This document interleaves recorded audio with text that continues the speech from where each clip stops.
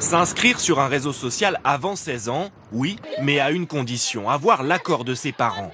C'est un projet de loi de la garde des Sceaux qui souhaite mieux protéger les mineurs. Les parents que nous avons rencontrés ce matin restent méfiants vis-à-vis des réseaux sociaux et voient cette proposition d'un bon œil.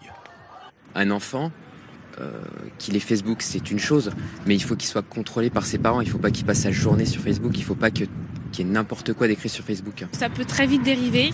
On ne sait pas qui va chercher à les contacter, donc ça peut être les copains, mais ça peut être aussi d'autres personnes. Donc faut vraiment avoir un contrôle quand même.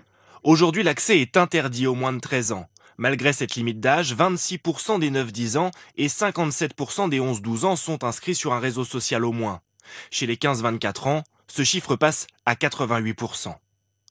Devant ce collège, tous les adolescents avouent avoir facilement contourné l'interdiction. On met tous des fausses dates de naissance. On peut mettre le bon jour, le bon mois, mais après vous changez juste l'année. Voilà, C'est juste l'année en fait. Quand on met la vraie date de naissance, j'ai déjà essayé, en fait ça bloque le compte et ça le supprime. Demander l'autorisation des parents pour les moins de 16 ans, une bonne idée selon les associations de protection de l'enfance. Reste à savoir si les réseaux sociaux ont les moyens de faire cette vérification. Comment on va faire en sorte de récolter l'accord express des parents et d'être sûr que ce sont bien les parents.